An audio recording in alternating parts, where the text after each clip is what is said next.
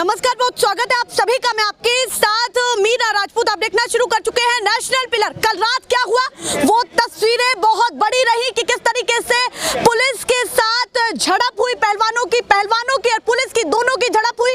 उसके बाद सीमावर्ती जो क्षेत्र है उन तमाम सीमाओं पर हाई अलर्ट जारी है। साथ में एक बहुत बड़ी खबर निकल करके सामने आई है सुप्रीम कोर्ट से कि जो उनकी अपील थी, जिसके जो इसलिए की गई थी कि एफआईआर दर्ज हो, अब उस पूरे मामले को क्लोज कर दिया गया है। सुप्रीम कोर्ट ने सीधे आज कहा है कि अब आगे के लिए आप मजिस्ट्रेट में जा सकते हैं, हाई कोर्ट का दरवाजा खटखटा सकते हैं, यानी कि निचली अदालत में आप जाएं, आगे जो भी आपको करना है वो करें। पर अब सुप्रीम कोर्ट की तरफ से ये मामला पूरी तरीके से क्लोज हो चुका है। ये बहुत बड़ी खबर निकल करके सामने आ रही है, जिस पर ज्यादा बातचीत करने के लिए मेरे साथ है एडवोकेट की पूरी टुकड़ी, जो यहाँ पर महिला पहलवानों के मामले को लेकर के पैरवी कर रही है। यहाँ पर मैं मेंशन कर रही हूँ कि पैरवी कर रही है। सर, शुभ नाम आपका क्या है और सबसे पहले लीगल टर्म के तौर पर इस पूरी अपडेशन पर क्या कहना चाहते हैं? मेरा नाम संजीव नसीर है जी। मैं एडवोकेट हूँ, प्रैक्टिसिंग लॉयर हूँ, बार काउंसिल दिल्ली का वाइस चेयरमैन हूँ और आम आदमी पार्टी लीगल सेल का अध्यक्ष हूँ। अभी क्या कहना चाहते हैं? देखिए, तमाम विपक्षी दलों का भी इनको सहारा मिल रहा है, पर अगर उन तमाम चीजों को अलग रखूं, एक एडवोकेट होने के नाते पूछती हूँ कि इस मामले में कितना दम है, क्योंकि ब्रजभूषण जी पूरी तरीके से गरज रहे हैं। वो कह रहे कि सिंगल एक सबूत मेरे खिलाफ जुटा ले तो मैं खुद सामने आ जाऊंगा। क्या कहना? और सुप्रीम कोर्ट के अपडेशन को भी किस तरह? देखिए, आज इन बच्चों को पूरी तरीके से समर्थन देने के लिए सैकड़ों की तादाद में पूरी दिल्ली की अलग अलग अदालतों से, जिसमें बहुत सारे पदाधिकारी हैं, अलग अलग बारों में अलग अलग पदों पे सुशोभित हैं और सारे प्रैक्टिसिंग लॉयर हैं। हम लोग इन बच्चों का हौसला अफजाई करने के लिए यहाँ पर आए हैं। जहाँ तक आपने कहा आरोप आपने इंडिया टीवी पे देखा होगा। इंडिया टीवी के एंकर एफिडेविट लेकर बैठे थे। उस एफिडेविट का जवाब देने के लिए बौखलाहट के बाद जिस तरीके की वो धमकी दी थी, ये आदमी अपराधी प्रवृत्ति का है। इस आदमी के ऊपर पूरी तरीके से देश के प्रधानमंत्री और गृह मंत्री का आशीर्वाद है, इसलिए ये इतना घमंड में चकनाचूर है। देश के कानून में जिस तरीके से सर्वोच्च न्यायालय की इंटरवेंशन के बाद एफआईआर होती है, उस एफआईआर की इन्वेस्टिगेशन के लिए दिल्ली पुलिस के पास समय नहीं है। दिल्ली पुलिस के पास इस बात का समय है कि इस बरसती हुई बारिश में इन बच्चों को अगर थोड़ा सा अपने बेड का प्रावधान कर लिया तो वो प्रावधान तो दिल्ली पुलिस को करना चाहिए था।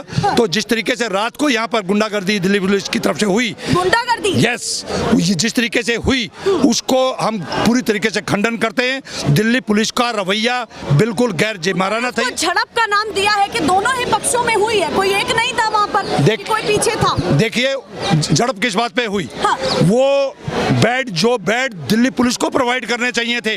ऐसे मौसम में उनके अपने बच्चे, क्या वो खुद सो सकते हैं क्या रोड के ऊपर जब इतना पानी खड़ा हो?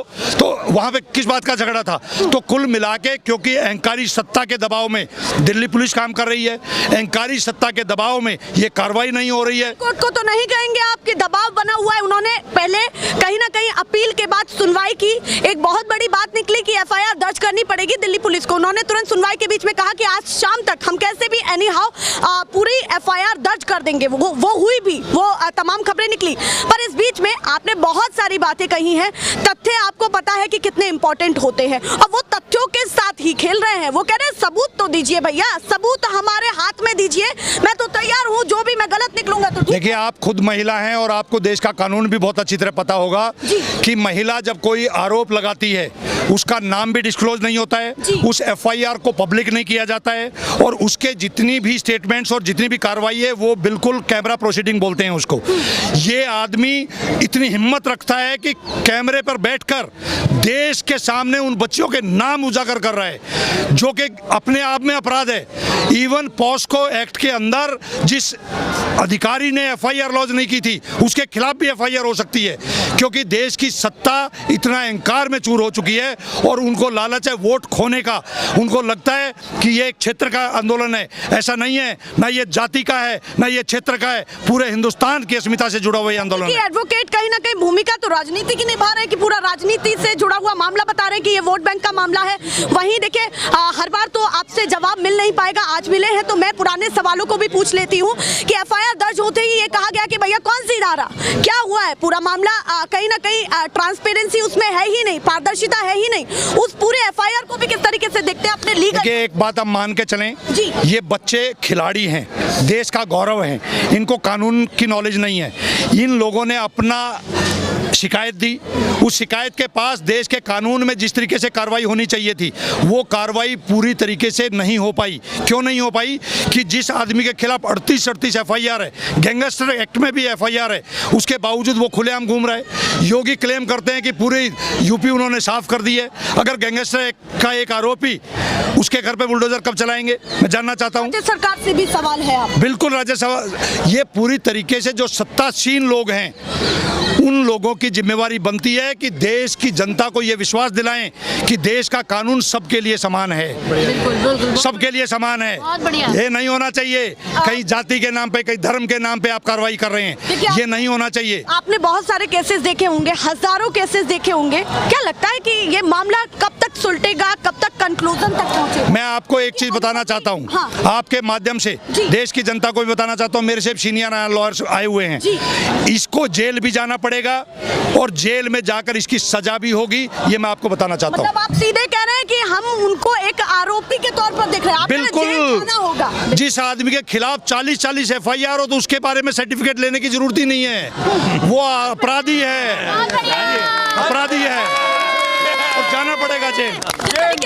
कल बजरंग पुनिया का एक ट्वीट निकला, कल बजरंग पुनिया का एक ट्वीट निकला और उस ट्वीट में ये था कि जो हमारे साथ गलत हुआ, जो हमारे साथ गलत हुआ, केंद्र सरकार उस मामले पर संज्ञान लेगी।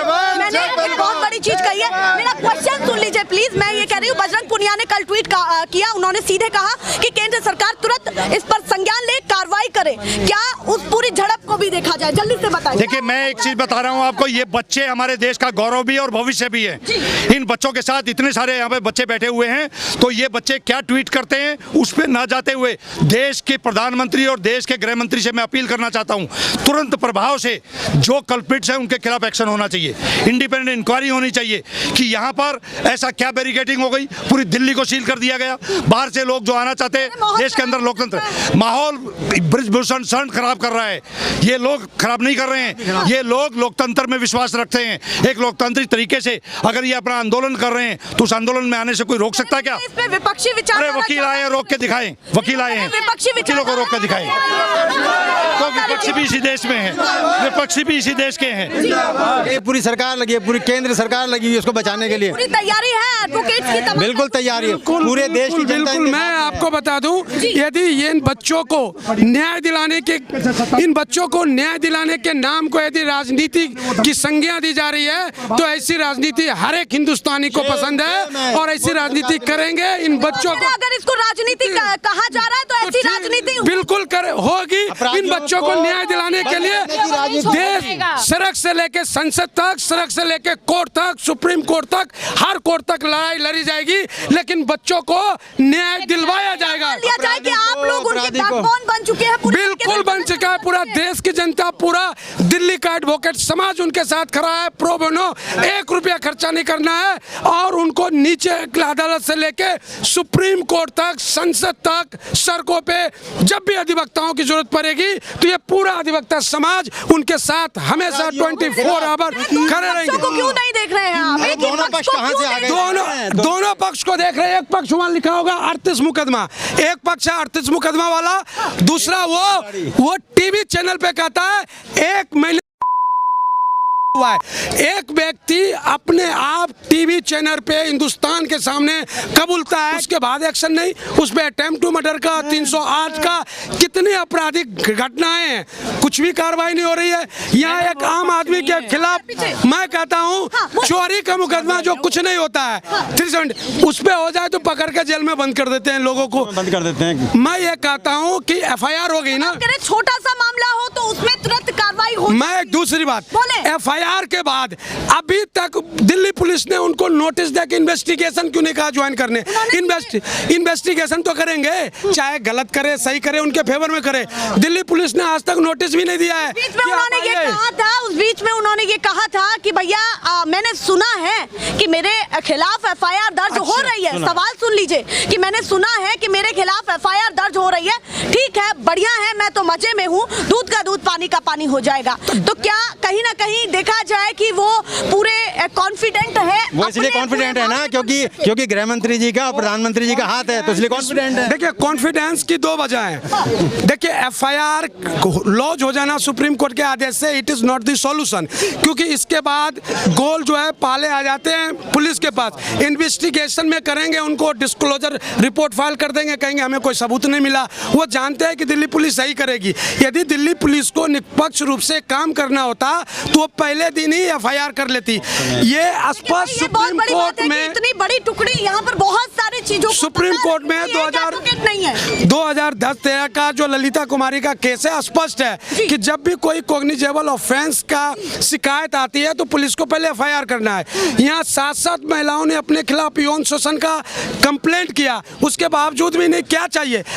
इनका कंप्लेंट ही अपने आप में सबूत है, कोई दूसरी सबूत लाने की जरूरत नहीं है। और भी लोगों से मैडम, बातचीत ऐसे करती हूँ, आप बताइए, उन्होंने कहा इतना समय क्यों निर्भया के बाद जी। धारा 376 IPC और 354 में बहुत ज़्यादा अमेंडमेंट किए गए हैं, ठीक है। और इन दोनों धाराओं के अंदर ये प्रावधान है कि जैसे ही आरोप लगाया जाता है तुरंत पुलिस को अरेस्ट करना है। इसके अलावा जो पॉक्सो एक्ट है वो अपने आप में बहुत ही खतरनाक एक्ट है, बहुत संगीन है, और इनके ऊपर तो पॉक्सो एक्ट के अंदर भी FIR दर्ज है, ठीक है। पॉक्सो एक्ट के अंदर FIR दर्ज होने के बावजूद ही पुलिस इनको अरेस्ट नहीं कर रही है। क्या मतलब है? इसका मतलब ये है कि उनके ऊपर राजनीतिक आशीर्वाद है। आप कह रहे जो अमेंडमेंट्स हुए हैं बिल्कुल उनको माना नहीं जा रहा। बिल्कुल नहीं माना जा रहा है। अरेस्ट ना जज साहब करेंगे ना वकील साहब करेंगे, अरेस्ट पुलिस करेगी। ये that is the responsibility of the police. Police comes under the home ministry. अभी दर्ज हुआ है, होगी भी। कब होगी भाई? एक चोरी के मुकदमे में 379 के मुकदमे के अंदर इमीडिएट पकड़ करके जेल भेज दिया जाता है। हाँ। मैडम, ये तो आरोप बहुत संगीन आरोप है पॉक्सो के अंदर जो है। देखिए, वो एक बहुत बड़ी बात कह रहे हैं कि इतनी जल्दी क्यों कार्रवाई नहीं हो पा रही है। अब तो बहुत लंबा समय हो गया, वो दो महीने में दूसरी बार यहाँ पर बैठे बिना बताए आए, और उसके बाद ये हो रहा है। एक फैक्ट मैं आपको बताना चाहता हूँ कि 250 बच्चियाँ तैयार थी अपनी स्टेटमेंट देने के लिए, जिनमें से आज 250 बच्चियाँ तैयार थी, जिनमें से आज सिर्फ 7 बची हैं, और आने वाले समय में हो सकता है 7 भी ये दबाव देके खत्म कर देंगे ये लोग। तो एक गुंडा बदमाश दबाव बन सकता है, दबाव बनाया हुआ है उसने, जो ओपनली जो बोलता है मीडिया के सामने कि मैंने मर्डर किया है, और फिर भी वो बाहर घूम रहे। पोक्सो में जिसके खिलाफ FIR है वो फिर भी बाहर घूम रहे। तो इससे ज्यादा क्या सरकार की इंटरवेंशन होगी इसमें? एडवोकेट्स के क्या अपने अपने ओपिनियंस निकल रहे हैं। ये बहुत बड़ी बात है कि यहाँ पर कल के बाद वो पहुंचे हैं। कल रात क्या हुआ है, पुलिस प्रशासन में और तमाम पहलवानों में झड़प हुई, उसके बाद ये तमाम एडवोकेट्स यहाँ पर पहुंचे हैं और क्या क्या उन्होंने राय रखी है और क्या क्या बड़े पॉइंट्स भी गिनाए हैं, क्या फेजेज हैं जिनके आधार पर अगर बात की जाए तो तुरंत उस पर कार्रवाई हो सकती है। बहुत सारी चीजें निकल रही हैं। मैं ऐसे ही तमाम अपडेट्स जो भी नए फेजेस आते रहेंगे दिखाती रहूंगी। फिलहाल के लिए नमस्कार।